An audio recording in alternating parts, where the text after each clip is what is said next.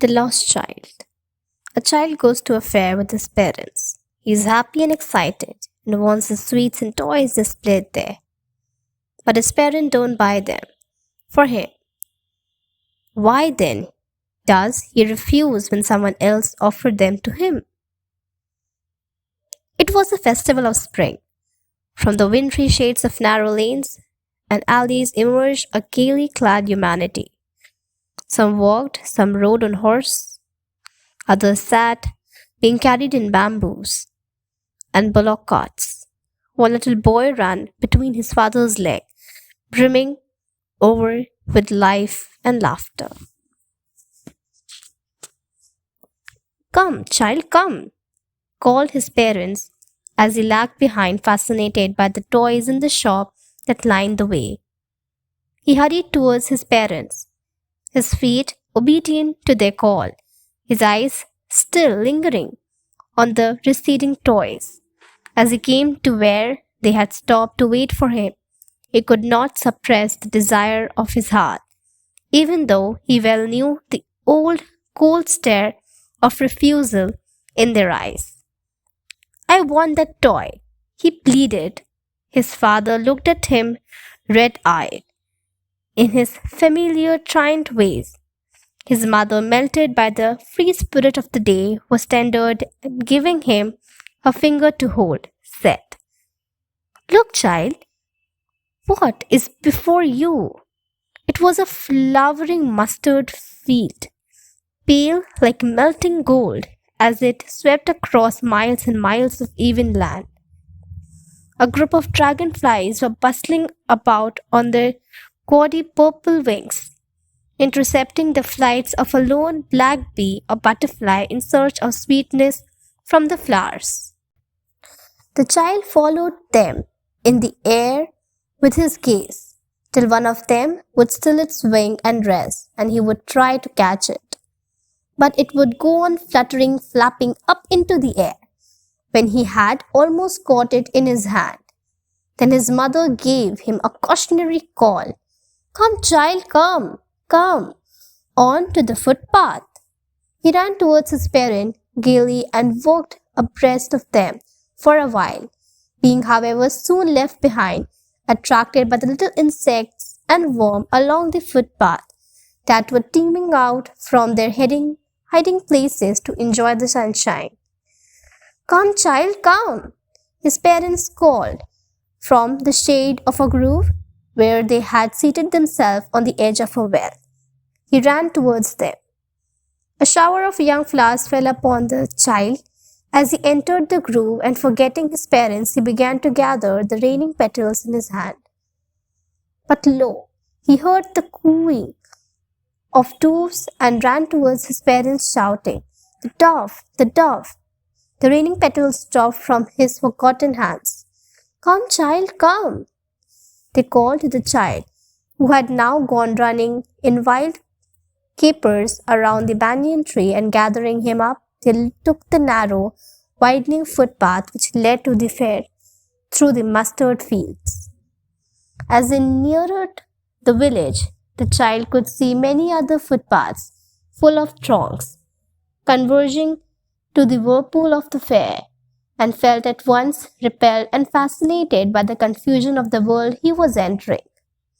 A sweetmeat seller hawked gulab jamun, rasgulla, barfi, jalebi at the corner of the entrance, and a crowd pressed around his counter at the foot of an architecture of many colored sweets decorated with leaves of silver and gold. The child stared, open-eyed, and his mouth watered for the barfi that was his favorite sweet. "I want that barfi," he slowly murmured.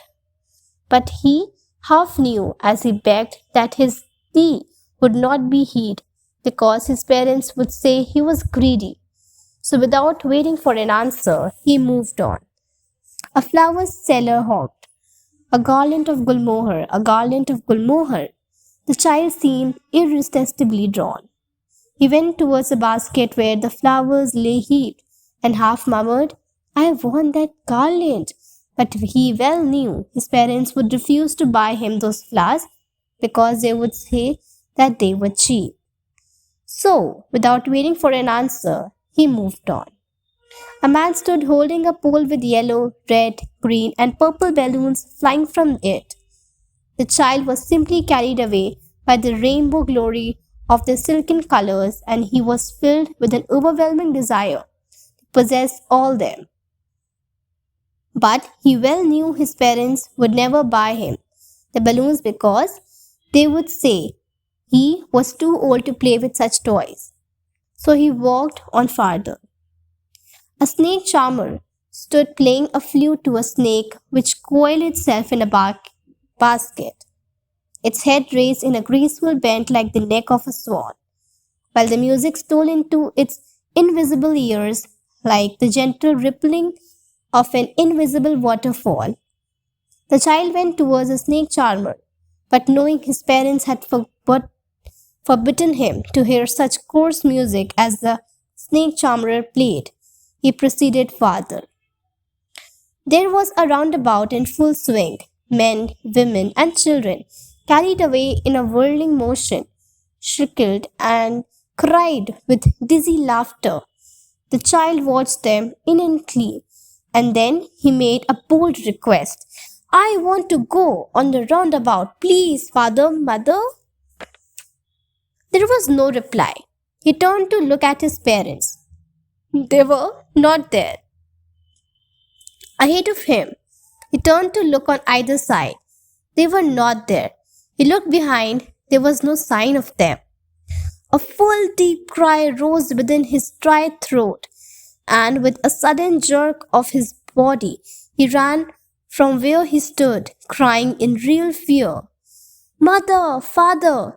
Tears rolled down from his eyes, hot and fierce. His flushed face was convulsed with fear. Panic-stricken, he ran to one side first and then to the other. He tittered and tittered in all directions, knowing not where to go. Mother! Father! He wailed. His yellow turban came untied and his clothes became muddy.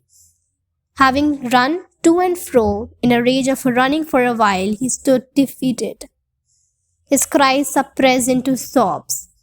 At a little distance, on the green grass, he could see, through his filmy eyes, men and women talking. He tried to look intently among the patches of bright yellow clothes, but there was no sign of his father and mother among these people, who seemed to laugh and talk just for the sake of laughing and talking. He ran quickly again, this time to a shrine to which people seemed to be crowding. Every little inch of space here was congested with men, but he ran through people's leg, his little sob lingering. Mother, father, near the entrance to the temple. However, the crowd became very thick. Men jostled each other, heavy men with flashing, murderous eyes and hefty shoulders. The poor child struggled to thrust a way between their feet, but knocked to and fro by their brutal movements, he might have been trampled underfoot had he not shrieked at the highest pitch of his voice. Mother! Father!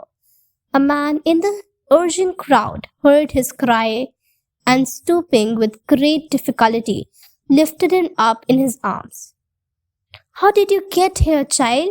Whose baby are you? The man asked as he steered clear of the mass. The child wept more and bitterly than ever now and only cried, I want my mother. I want my father. The man tried to soothe him by taking him to the roundabout. Will you have a ride on the horse? He gently asked as he approached the ring. The child's throat tore into 1,000 shrill sobs, and he only shouted, I want my mother, I want my father. The man headed towards the place where the snake charmer still played on the flute to his swinging cobra. Listen to that nice music, child, he pleaded.